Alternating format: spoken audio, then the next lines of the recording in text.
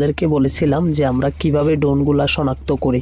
যখন আমরা গাড়ির ভিতরে থাকি তখন গাড়ির শব্দের কারণে অনেক সময় ড্রোনের শব্দ শোনা যায় না, তারপরে মনে করেন যে অনেক সমস্যা হয়। এই জন্য আমাদের গাড়ির ভিতরে আমাদের নিজস্ব নেটওয়ার্কিং সিস্টেম আছে, যার মাধ্যমে আমরা ড্রোনগুলা শনাক্ত করতে পারি এবং ড্রোনগুলা কতটুকু দূরত্বে আছে তা দেখা যায়।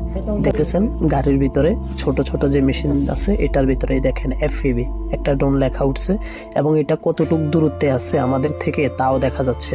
আমাদের একটা সৈনিকে স্কোর করতেছে যে এটা কতটুকু দূরত্বে আছে। এরকম মনে করেন যে কি ড্রোন, তার মডেল কত এবং একেবারে সকল প্রকার ড্রোন এখানে দেখা যায়।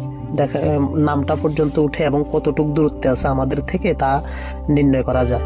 এই দেখেন আমার হাতের মধ্যে যে মেশিনগুলো আছে এটার মাধ্যমে আমরা দেখি যে এটা কতটুকু দূরত্বে এবং কখন আসতেছে আমাদের দিকে।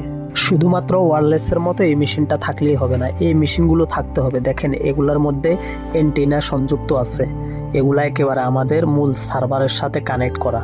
যত দূর পর্যন্ত আমরা যাই সমস্যা হবে না।